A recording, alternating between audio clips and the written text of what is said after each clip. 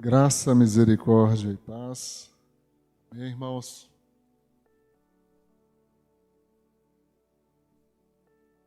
Depois que termina o culto, você vai para onde?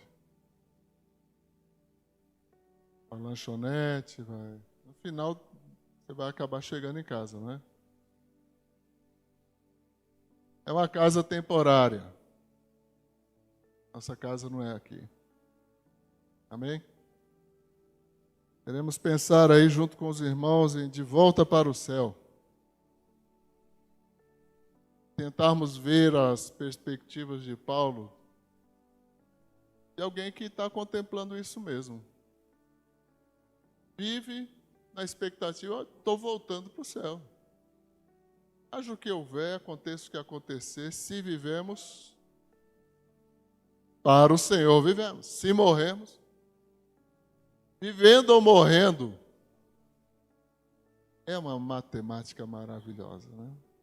De pertencimento, e não por nossa força, não por nossa própria vontade, mas por aquele que nos chamou, por aquele que nos salvou, por aquele que nos deu de graça.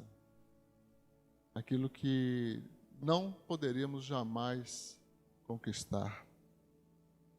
Como é que está a edificação da sua fé? Como é que está a construção da sua convicção em Deus, da sua certeza das coisas de Deus? Como é que você está construindo isso? Às vezes eu falo, olha, você já calculou quantos sermões você já ouviu? Quantos estudos bíblicos você já participou? Seja num PGM, seja numa reunião, na EBD. Quantas vezes você já leu a Bíblia? Quantos estudos aprofundados você fez da palavra de Deus? Como é que está construída a sua fé? Está firme?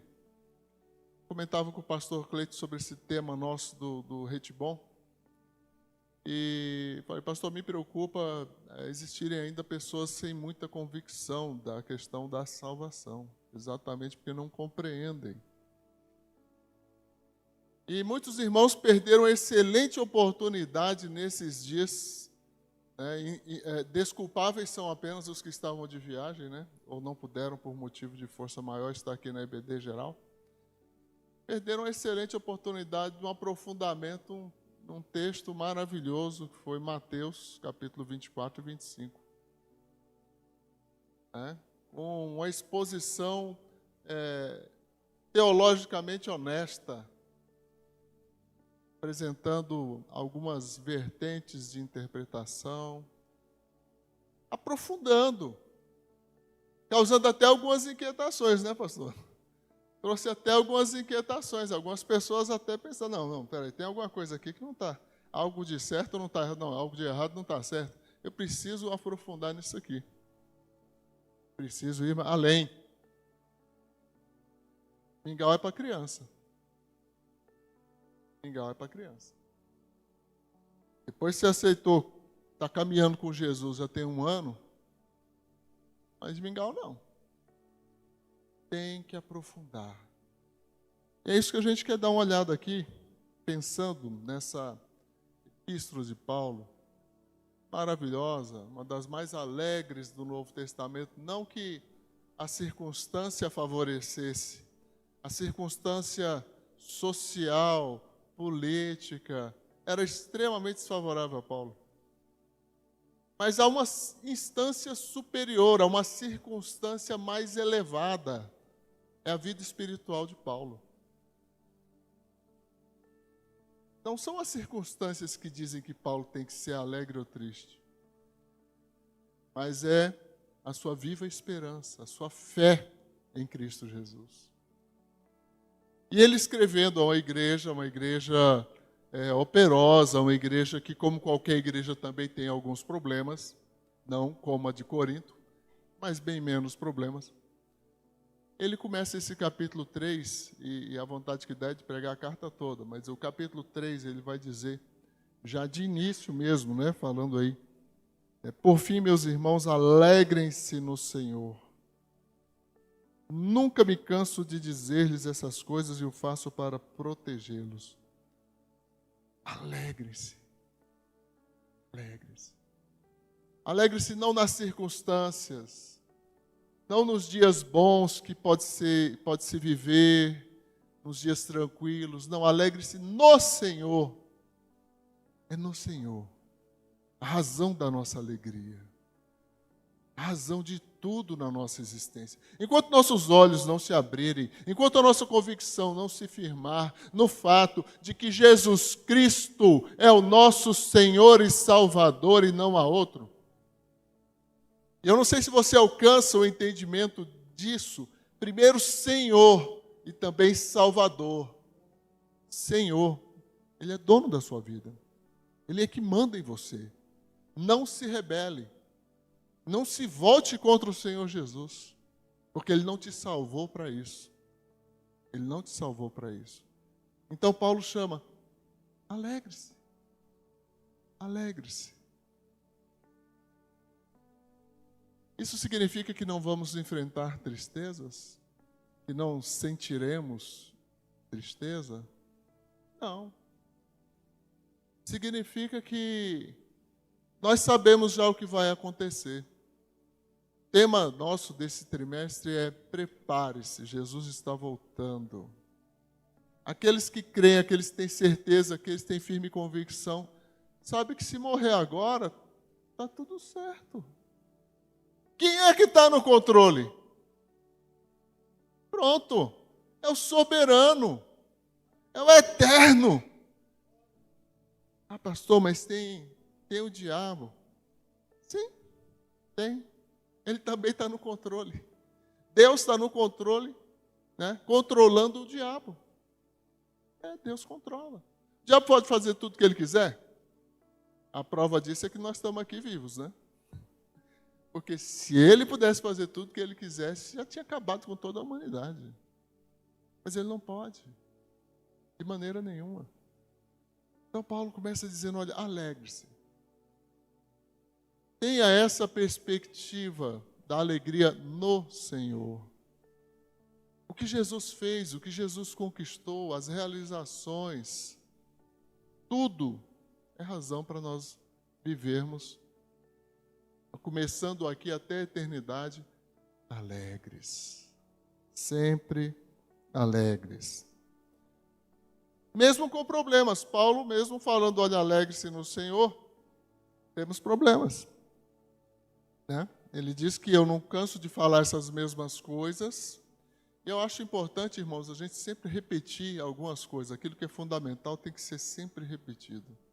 Tem que ser sempre ministrado. O fundamental, o essencial, tem que ser sempre repetido. Para que vai se compactando, firmando, ampliando os nossos horizontes de fé. Uma construção segura de uma realidade verdadeira, que quebra toda a ilusão do mundo, que quebra toda a ilusão. Tem muito crente ainda iludido, achando que ele é o centro, fica ouvindo essas músicas ruins. Olha que louvor lindo, maravilhoso nós desfrutamos hoje aqui, exaltando, bendizendo o Senhor. Maravilhoso. Mas há tanta música ruim, meu irmão, que só exalta o homem. O homem como se fosse o centro. E tanta pregação ruim. Eu não fico procurando, não, mas é porque passam uns vídeos de vez em quando, uma sequência de pregações ruins, eu fico impressionado. Falo, nem preciso procurar, elas me procuram. Né? Sempre me procuram. Mas tem muita pregação boa. E elas nos firmam a fé. Então vamos repetir aquelas coisas que são importantes, sim, sempre. Para a proteção da nossa fé, da nossa firme convicção. E Paulo está dizendo aqui agora, um alerta importante àqueles que vivem de uma maneira baseada na legalidade, né? Na legalidade. São legalistas. Cuidado com os cães, aqueles que praticam o mal, os mutiladores que exigem a circuncisão. Hoje não tem isso, né? Tá, pastor, não tem. Você não vê o pessoal entrando com a Arca da Aliança na igreja? Tem nenhum costume judaizante no meio evangélico? Tem. Tem menorá, aquele candelabro, né? Arca entrando, né? Levitas levitando.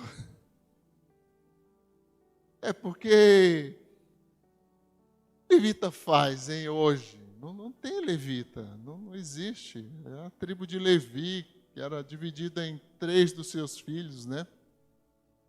E eles é que montavam toda a estrutura do tabernáculo, e posteriormente, com a evolução para o templo, para a construção do templo, é que executavam as tarefas, muitas tarefas importantes ali, né? Mas hoje nós não precisamos desse modelo. Isso foi ultrapassado. Isso era a sombra daquilo que Cristo viria fazer, e Cristo fez. Então não precisamos dessa simbologia no cristianismo.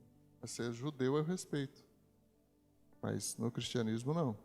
Então, legalistas judaizantes que exigiam que o cristão, crente, tinha que ser circuncidado, né?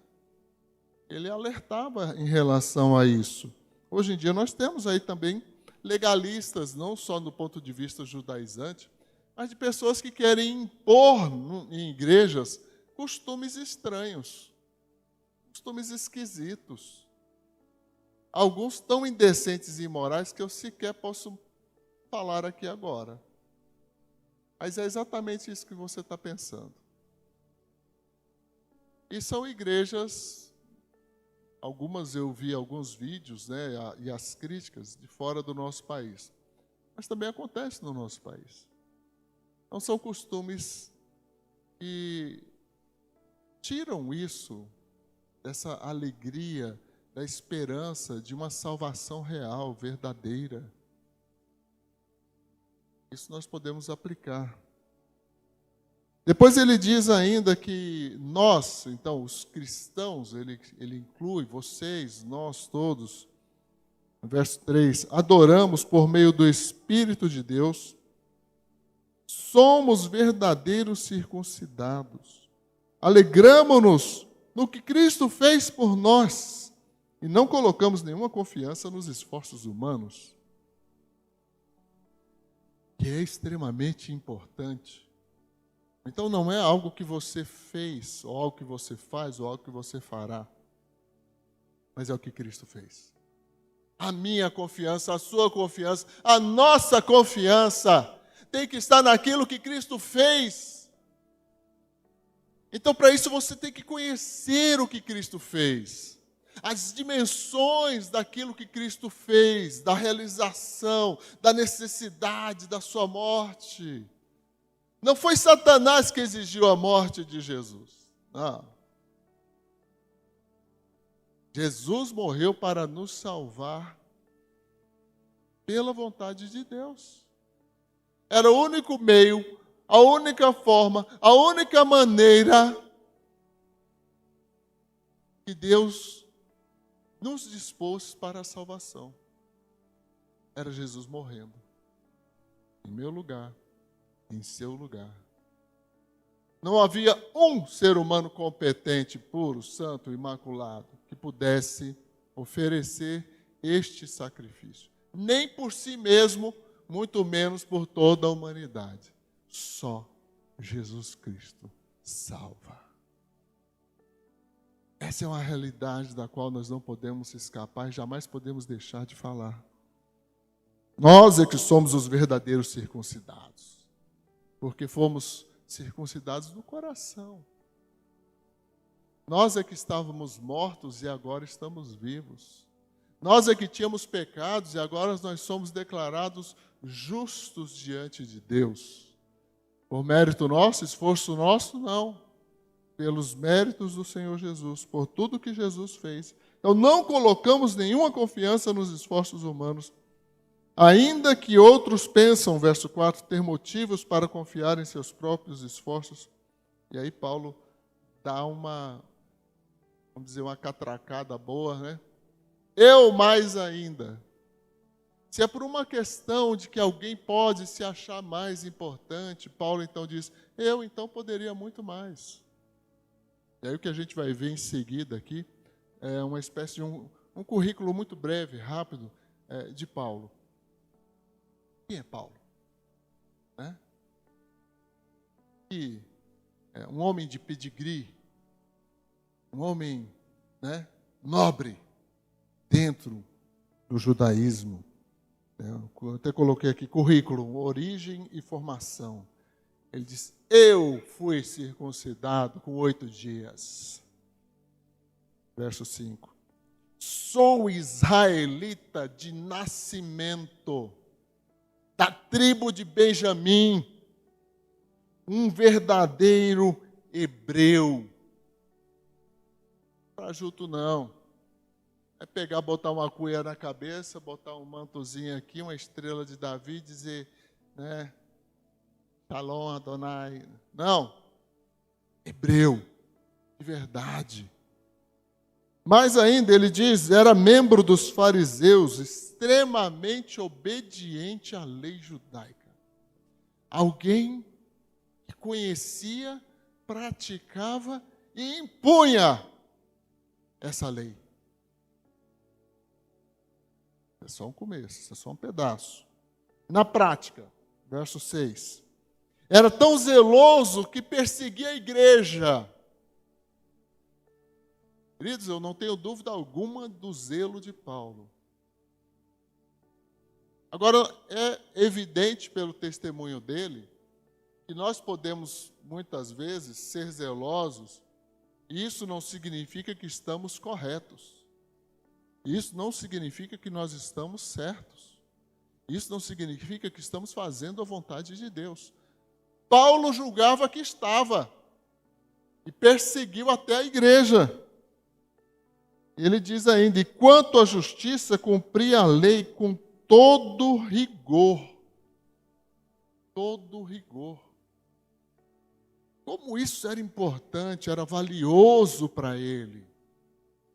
Veja naquele homem a satisfação naquilo que ele acreditava. Eu creio que eu estou fazendo a vontade de Deus. Eu fui ensinado desde criança. Eu me aperfeiçoei, me aprofundei, fiz meu doutorado junto aos fariseus, aprendi aos pés de Gamaliel. Eu. E Paulo diz, para mim não serve mais. Verso 6, ele deixa bem nítido que houve uma guinada na sua conversão de verdade. Por isso, meus amados, conversão é mudança. E não é mudança de opinião, não. Não é mudança de sentimento. Ai, eu estou sentindo Deus. Não, que é isso? É a mudança de vida verdadeira. Paulo sofreu. Foi uma conversão doída, mas ele mudou de vida. Por isso, quando alguém diz que é convertido, mas não mudou de vida, é igual eu vi numa reportagem, pessoal falando, né? E lá, uma certa comunidade, né? Tem um pessoal lá que não deixa nenhuma religião de matriz africana se implantar lá, que é só evangélico, porque os traficantes lá são evangélicos. Eu devo ter ouvido errado. Volta o vídeo. Não foi isso mesmo. Traficante e evangélico. Essas duas coisas não casam. Ou é traficante ou é evangélico. Tudo bem que o irmão André, ele transportava Bíblias para dentro da cortina de ferro, né? Do Império Russo, da União das Repúblicas Socialistas Soviéticas naqueles tempos. O irmão André, ele entrava com Bíblias escondido lá para distribuir, né, na Rússia. Ele é que fundou a missão Portas Abertas. Mas não é nada disso não. O traficante lá é traficante mesmo, é o cara dono do morro. Né? Ele simpatiza com o evangélico ou ele é evangélico mesmo? Não tem como ser evangélico e ser traficante. Não existe isso. Então, Paulo diz que pensava até que essas coisas eram valiosas, no verso 6. Mas agora eles consideram essas coisas insignificantes por causa de quem? Por causa da doutrina batista, por causa da pregação do pastor. Então, volta de novo, é tudo por causa de Cristo. É Cristo quem muda, é Cristo quem salva, é Cristo quem transforma, é Cristo quem está voltando. Deixa de bobageira. Não fica fixado em pessoas, em seres humanos mortais. Eu nunca me esqueço que hoje o pastor Adailton, ele falava assim, olha, gente, vocês têm que confiar em Jesus, vocês têm que crer em Jesus. Vamos pensar aqui, vai que eu um dia serei um pastor, vai que eu me desvio, vocês vão desviar também? Ele perguntando para a gente na União de Mocidade da Igreja Batista Boas Novas, lá, né? Quando a gente ainda tinha cabelo preto, né? Então ele falava dessa maneira. Então não fica fixado no ser humano. O ser humano cai, falha. Ore por aquele que caiu. Se possível, estenda a mão e ajuda a levantar, né? Mas seja forte em Cristo Jesus. Então Paulo diz, olha, tudo isso, todo esse meu currículo aqui, ó, não é nada por causa de Cristo Jesus.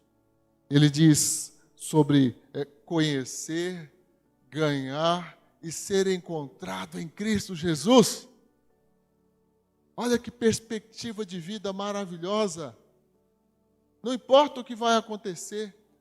Se você fizer uma pesquisa histórica, ver como é que era a vida, o cotidiano das pessoas naquele tempo, você vai, rapaz, mas que tempo difícil. Tempo difícil.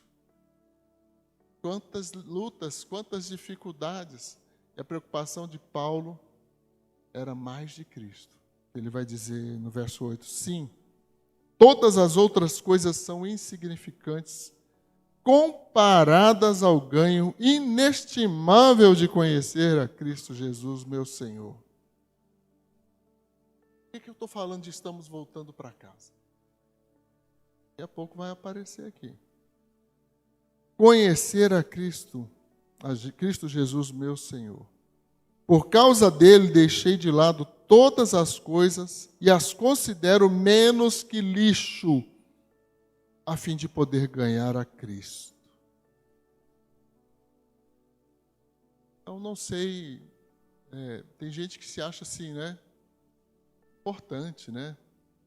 Não, isso aqui é o doutor fulano de tal, isso aqui é o parlamentar não sei quem das quantas, isso aqui é a dona Mariquinha. Não, dona Mariquinha não é importante, não. Quer dizer, não importa o seu currículo, diante de Deus, ó, nada. Eu gosto do profeta que diz que a nossa justiça diante de Deus é como trapo de imundícia. Trapo de imundícia. Imagina o que é isso. Nossa justiça, aquilo que muitas vezes nós achamos que somos alguma coisa. Não, não é nada não. Não passa de um pecador. Agora, se você creu em Jesus, você tem uma qualificação melhor. Um pecador salvo por Jesus. Amém? Você é um pecador salvo por Jesus? Dá glória a Deus, então. Amém. Glória a Deus. Sou pecador, sim. Mas salvo por Jesus. E é isso que pesa, é isso que vale, isso é que faz a diferença. Não tem uma perspectiva, uma visão política, sociológica, psicológica, zoológica. Não, é espiritual, é uma coisa completa. Não se trata do que você fez ou faz, é o que Jesus fez. É o que Jesus continua fazendo. E é o que Ele vai fazer, porque Ele está voltando. Ele ainda vai fazer. Então ele diz, e nele ser encontrado, não conto mais com minha própria justiça que vem da obediência à lei, mas sim, né, com a justiça que vem pela fé em Cristo, pois é com base na fé que Deus nos declara justos. Aí você vai e pensa, puxa, mas isso aqui é nítido, é muito claro. Então, isso aqui está incluído naquela parte, negar a si mesmo. Quem quiser ser meu discípulo, tome dia a dia a sua cruz, negue-se a si mesmo e segue-me. E segue-me. Segue a Jesus. Tem sempre a ver com Jesus. Ser discípulo de Jesus tem tudo a ver com Jesus. Então, na construção da nossa fé, nós temos que sim continuar como discípulos de Jesus a vida inteira.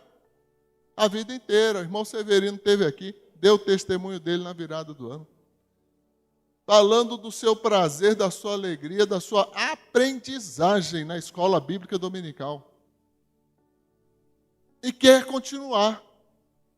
E quer continuar. E às vezes, tantos jovens, tem alguns adolescentes que não vêm para a escola bíblica. Deve ter coisa mais importante para estar fazendo em casa. A escola bíblica, ela foi criada para atender uma necessidade de crianças que ficavam na rua brincando e que não estavam sendo assistidas, atendidas, supridas. Eu não me lembro o sobrenome dele, mas a irmã Lourdes vai lembrar, é o Robert Heikes. Robert Heikes. Mais ou menos, eu estou tentando lembrar, mas é esse nome aí, bonito. Ele começou então a dar aula para as crianças. E além de surgiu a escola bíblica dominical. Coisa maravilhosa. Existem igrejas que têm, outras não têm. Nós temos uma escola bíblica dominical. E é nela que a gente vai firmando, consolidando e ajudando ao crescimento da fé de cada um dos irmãos. Então não há nada mais importante do que conhecer e prosseguir em conhecer o Senhor Jesus Cristo. E a tão grande salvação que Ele nos conquistou.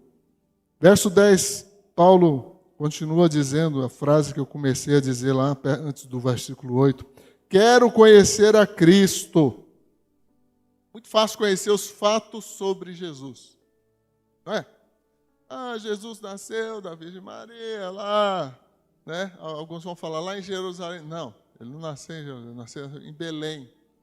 Né? Jerusalém ele morreu, viveu lá em Nazaré, uma boa parte da vida. Né? Então, não, é importante você conhecer os fatos, é importante. Olha o que Paulo está dizendo aqui. Ele está falando de conhecer os fatos. Ele está dizendo, quero conhecer a Cristo e experimentar o grande poder que o ressuscitou. Poder. Glória a Deus, aleluias, amém. Eu também quero experimentar o poder. Né? E aí Paulo diz, quero sofrer com ele. Opa, isso não parece exatamente nas pregações das igrejas, né? Quero sofrer com Jesus. Não, irmão, não precisa não. Deixa disso. Né? Pare de sofrer. Essa é a mensagem. Pare de sofrer. Paulo está dizendo, eu quero sofrer com ele. E Paulo foi um grande homem, e ele sofreu muito mesmo. Experimentou, não por causa do pecado dele, Paulo, mas porque ele pregava a Cristo, ele anunciava a Cristo.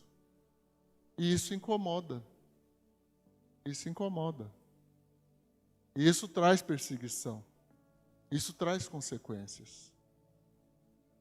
É maravilhosa a história de Paulo. Ele diz, quero sofrer com ele participando de sua morte. Olha a que nível Paulo chega na sua identificação com Cristo. Tem um momento lá em Gálatas que ele vai dizer para os irmãos da Galácia, né, daquela região ali, ele vai dizer, olha, não me perturbem, eu trago no corpo as marcas de Cristo. Eu tinha marcas. Sofrimento que ele teve. Cicatrizes. Paulo estava reclamando? Não. Estava apenas mostrando a evidência daquilo que é a realidade de alguém que pregou Cristo, viveu Cristo e morreu por Cristo. Na viva esperança da ressurreição. Ele diz, eu quero experimentar esse grande poder que o ressuscitou. Verso 11, para que de alguma forma alcançar a ressurreição dos mortos. Então Paulo vê, na sua caminhada com Jesus, na sua crescente fé em Jesus Cristo, uma união com Cristo a todo momento, a cada instante, a cada dificuldade enfrentada, a cada alegria gozada ali com os irmãos. Ele vê, é união com Cristo. A cada passo eu estou me unindo cada vez mais com Cristo. Para ser o discípulo tem que seguir negando a si mesmo e tomando a sua cruz. Identificação máxima com Cristo. Grave isso, porque lá na frente ele vai falar de imitação. Vai falar da imitação. E ele fala então que a expectativa dele, a perspectiva dele é que isso é algo que vai sim produzir nele, e já produziu pela fé, a expectativa dessa ressurreição. Você vai ressuscitar? Sim ou não? Está difícil. Acho que não. Vai ressuscitar? Irmãos, se você estiver vivo quando Jesus voltar, isso não vai ser necessário. Mas eu não creio que Jesus vai voltar nos próximos 10 anos. Isso pode até acontecer, mas não me parece tão viável. Mas tem que estar preparado, tem que estar pronto. Eu vejo isso, Paulo se preparando para isso, para esse momento. E ele tem essa firme convicção, sim. Quando acontecer, eu ressuscitarei. Por quê? Viveu unido com Cristo, andou com Cristo o tempo todo. Foi obediente a Jesus Cristo. E ele vai dizer então para os irmãos da igreja que, olha, apesar dessa visão paulina, apesar dessa perspectiva maravilhosa de eu rejeitar esse meu currículo, eu rejeitar todas essas coisas que já foram importantes para mim, e agora eu anunciar que Cristo é o meu tudo, Cristo sempre será o meu tudo, apesar disso eu quero dizer uma coisa, ainda não cheguei lá. Ainda não alcancei. Eu ainda estou no caminho. Pode ser humildade, Paulina? Sim, pode ser. Mas é uma convicção firme da realidade que ele está experimentando em Cristo. Ainda não cheguei. Eu quero mais. Eu quero mais. Enquanto as igrejas hoje estão oferecendo bênçãos a preços promocionais, né, liquidação de bênçãos, né? Paulo, ele não quer essas bênçãos materiais, ele não quer essas bênçãos que os homens hoje em dia estão procurando. Ele está falando aqui, de Cristo, eu quero mais. Ele diz, não alcancei, mas prossigo para o alvo. Verso 12, não estou dizendo que já obtive tudo isso. Não, ainda estou caminhando. Que já alcancei a perfeição.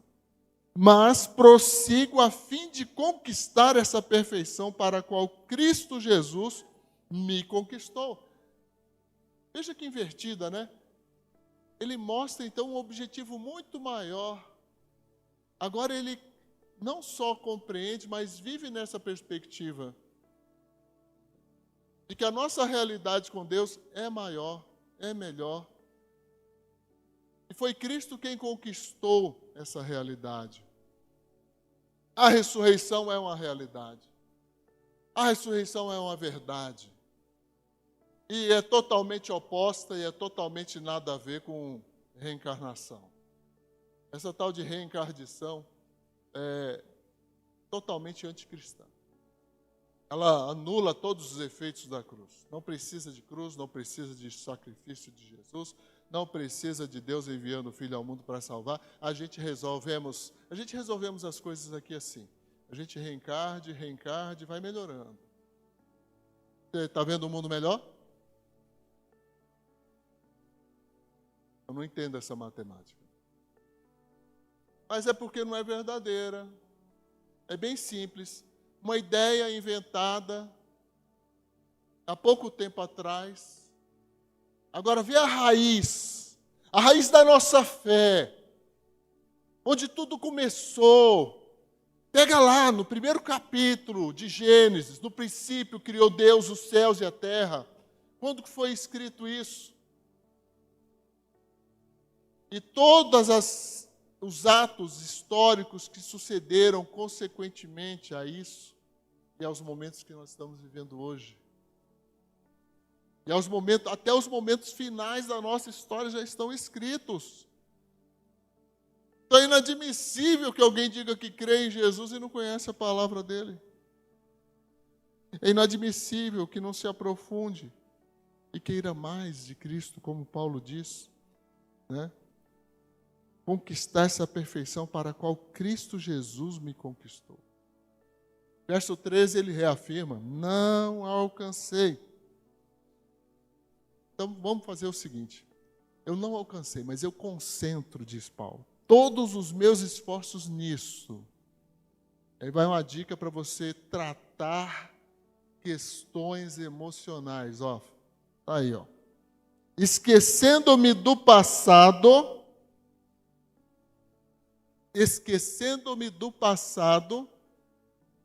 e aí vamos lembrar o currículo de Paulo?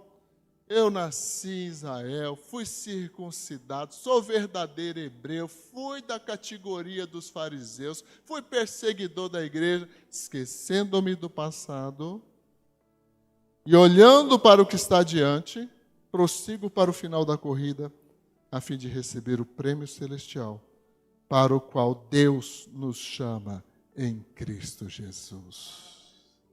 Estamos voltando para casa ou não estamos voltando para casa? Viva nessa perspectiva. Veja a sua vida nesse sentido. E você vai viver mais tranquilo. E você vai entender que os obstáculos, as dificuldades, são momentos que Deus permite para te aperfeiçoar, para te tornar mais parecido com Jesus. Para de reclamar, encara, vai adiante. Há tanta dor e sofrimento no mundo. Há tanta luta. E às vezes a gente encontra crente tão dodói. Qualquer coisa magoa, qualquer coisa é chateado, qualquer coisa tem sentido. Esquece o passado. Olha para o que está adiante, avance para o que está adiante. Eu tenho uma pergunta: o que Paulo está dizendo que está adiante? É o aperfeiçoamento em Cristo. Quanto você está parecido com Cristo hoje? Mais parecido com Jesus ou com Genésio? Com quem você está mais parecido? Com quem que você acha que tem que se parecer? Porque Paulo vai falar daqui a pouco sobre isso. Então, prossigo para esse alvo. Ele diz: todos nós que alcançamos a maturidade, verso 15, devemos concordar quanto a essas coisas. Se discorda de algum ponto, tem alguma divergência, alguma coisa, Paulo está dizendo à igreja naqueles dias. Eu quero levantar a questão também para hoje. Dúvidas? Tira com Deus. Deus esclarecerá o que Paulo está dizendo. Se discorda em algum ponto, confio que Deus o esclarecerá para vocês. O importante é que você cresça, prossiga. Às vezes as pessoas pensam que a gente tem que saber de tudo. Não, você tem que obedecer. Né? Não, mas eu não entendo por que, pastor, esse negócio. Por que mentir é pecado? Ah, irmão, podia falar um monte de coisa aqui, mas primeiro porque Deus disse, né? Então, Deus disse que é pecado. Então, a primeira coisa que você tem que fazer, para de mentir. Paulo vai falar isso lá na carta aos Efésios, né? Aquele que mentia, pare de mentir. E fale a verdade. Fale a verdade. Não basta só parar de mentir. Né? Tem que aprender a falar a verdade. Né? Isso você está tratando de forma bem objetiva, bem clara. Ah, a pessoa tem mania de mentir. Ah, deve ser uma doença mental, né? A Bíblia chama de pecado. Pare de mentir. Assuma que a culpa é sua. Assuma sua responsabilidade. Assuma seu pecado. Né? E Paulo então chama para nós andarmos conforme aquilo que a gente já alcançou de maturidade. Olha o verso 16. Contudo, devemos prosseguir de maneira coerente com o que já alcançamos. Vamos lá, puxa, pastor, eu vi a pregação de ontem e não entendi nada. Irmão, então vamos começar. Vamos lá do começo. Gênesis ou Mateus? Sentar e vamos estudar. Né? Para que você alcance esse entendimento, para que você também cresça. Né? Haja biblicamente. Olha os exemplos que Paulo vai dar no verso 17. É aqui que começa então, ele fala, olha, imita. Temos bons exemplos. Paulo mesmo se apresenta, olha, irmãos, sejam meus imitadores. Sejam meus imitadores. Olha que ousadia. Olha que confiança, que segurança que ele tem em quem ele é em Cristo Jesus. Ele não é qualquer coisa em Cristo Jesus. Ele se sente seguro de que expressa uma genuína fé cristã, uma vida cristã, e para ele poder dizer, sejam meus imitadores. Mas ele não fecha. Ele não diz que ele é o único. Ele diz também para ver os outros. Tem outros. E aprendam com aqueles que seguem nosso exemplo. Há outros também. Vou pensar aqui na igreja, né? Quantos homens e mulheres aqui na nossa igreja têm uma conduta exemplar. Tem uma vida cristã saudável. Serve de exemplo. Serve de exemplo, inspira. Né? Nós podemos até, hoje, até preparar alguns vídeos com testemunhos de irmãos, compartilhando um pouco da sua experiência, da sua vida. Né? Isso é bom. Muita gente acha que seus problemas são maiores hoje do que eram antigamente. Antigamente era mais fácil ser crente, conversa. Você não estava lá? Hoje é muito mole ser crente. Hoje crente está na moda, gente. Nunca foi moda ser crente no tempo que eu era adolescente. Nunca. Né? Então sejam meus imitadores, aprendam com aqueles que seguem o nosso exemplo. Verso 18. Pois, como lhes disse muitas vezes, e o digo novamente com lágrimas nos olhos, há muitos cuja conduta mostra que são, na verdade, inimigos da cruz de Cristo. Então, se lá no começo ele falou daqueles legalistas, né, os judaizantes que queriam que o cara se converteu, também tem que circuncidar. Né? Talvez até guardar algum dia, fazer alguma coisa. Tem que fazer alguma coisa a mais. Não basta só Jesus. Né? A insuficiência de Cristo. Não tem insuficiência de Cristo. Não tem. Agora apresenta também outro problema. Aqueles que dizem estar seguindo a Cristo, mas são libertinos. Então, olha, eu estou salvo, estou livre para fazer o que eu quiser. Posso pecar? Posso pecar. Paulo diz que eles estão rumando para a destruição. O Deus deles, aí no verso 19, é o seu próprio apetite. Vangloriam-se de coisas vergonhosas e pensam só na vida terrena. Isso não tem na igreja hoje em dia não, pastor. Isso aqui é só lá no tempo de Paulo. Os noticiários estão cheios de denúncias, de vergonha. Eu sinto dificuldade até de dizer que alguns locais são igreja. Tem dificuldade de dizer, não são igreja. Pode ser um clube, um ajuntamento de pessoas, uma ONG, né? Sei lá o quê. Mas igreja mesmo, pouco provável. Né? Então, partindo aí para nossa aplicação na final, os versos 20 e 21, Paulo diz que nós temos uma cidadania superior. Quando ele falou da ressurreição, de todo o empenho, toda a expectativa dele de se unir a Cristo, experimentar o sofrimento e até o poder da ressurreição. E agora ele diz, temos uma cidadania superior. Verso 20. Nossa cidadania, no entanto, vem do céu.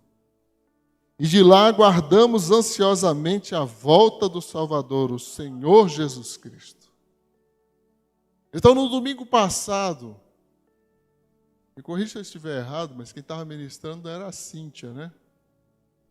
E a Cíntia falou, né, dessa ansiedade. Eu fiquei pensando, mas crente não pode ficar ansioso. A gente tem que pensar, né, irmão? A gente ouve a pessoa falar, a gente tem que pensar, né? Não, crente não pode ficar ansioso, né? Não, mas ela tá ansiosa, esse anseio dela é pela volta de Jesus. Ah, pela volta de Jesus. Né? Pela volta de Jesus. E a gente vê aqui no texto Paulo dizendo que aguardamos ansiosamente a volta do Salvador, o Senhor Jesus Cristo. A nossa fé, a nossa esperança é isso, ele está voltando. Ele veio, cumpriu a missão, mas ele disse, eu vou voltar. Quase 2000 anos se passaram, pastor, ele ainda não voltou.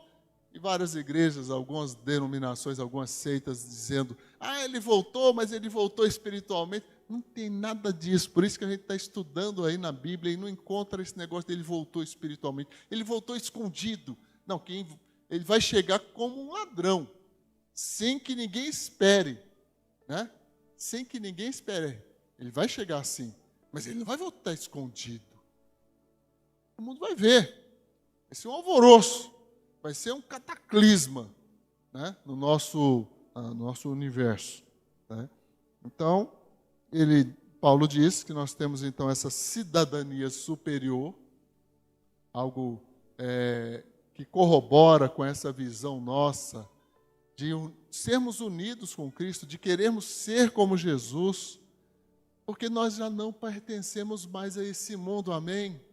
Nós estamos de partida, meus irmãos. Nós estamos indo embora.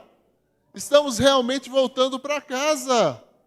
Não temos mais o que fazer aqui em termos de ganhos pessoais. O que temos que fazer aqui é obedecer ao Senhor Jesus.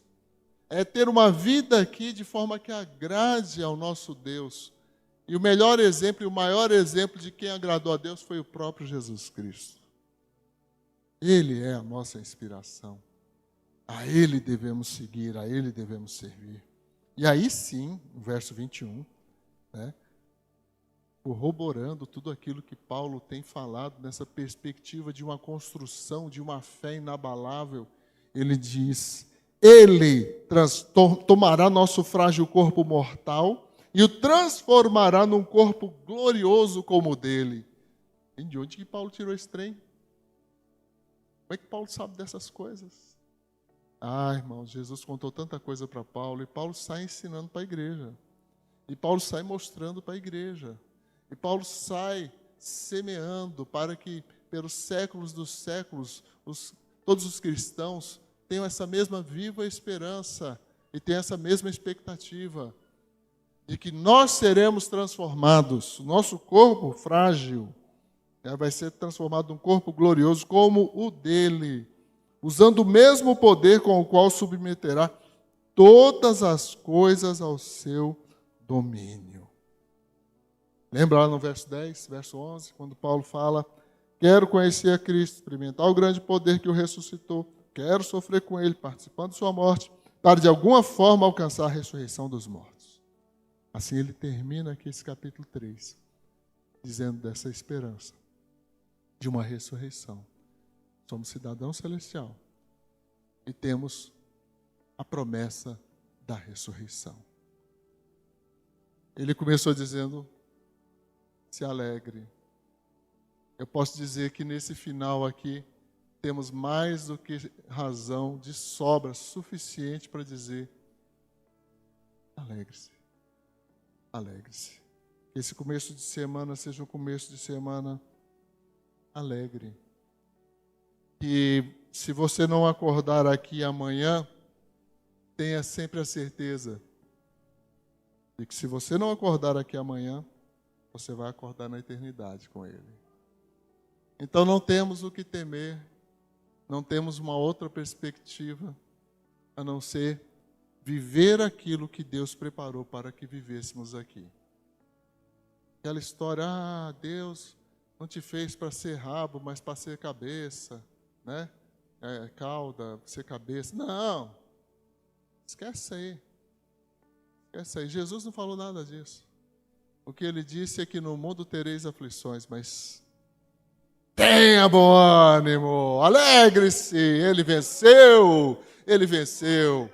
E nós, com ele, por causa dele, somos mais que vencedores. Vamos ficar em pé, vamos colocar diante do Senhor, mais uma vez, nossas vidas.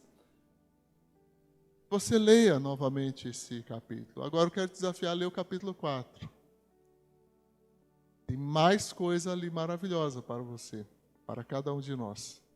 E aprofunde-se no estudo da palavra. Agora, você que ainda não dedicou sua vida ao Senhor Jesus. Você que ainda não assumiu que é pecador e que precisa da salvação de Cristo Jesus.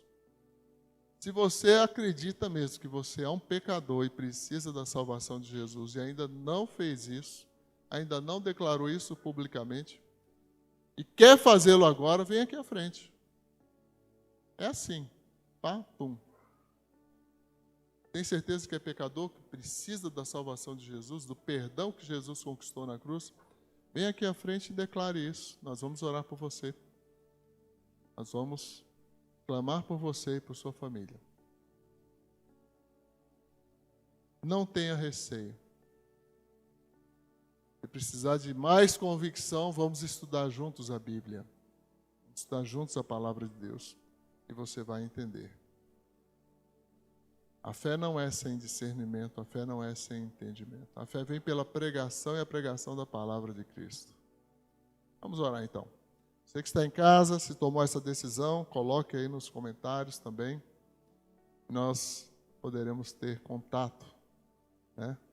Essa é a Igreja Batista Boas Novas, a família Boas Novas. Conforme o cântico inicial, né? Tenho família, tenho muitos irmãos, tenho amigos. Glória a Deus, amém? Glória a Deus, ô cântico bom, né? Vamos orar, encerrando esse momento. Pai bendito, obrigado, porque até aqui o Senhor tem nos conduzido e muito mais além o Senhor nos levará. Nossa fé e esperança é que o Senhor nos conduzirá até a eternidade contigo. É assim que vemos. Obrigado, Pai. Obrigado. Somos eternamente gratos por tudo que o Senhor fez, está fazendo e ainda vai fazer, ó Deus. Leva-nos em paz aos nossos lares, ó Deus. E que cada vez mais tenhamos a firme convicção de que somos cidadão celestial. Somos. Estamos voltando para casa.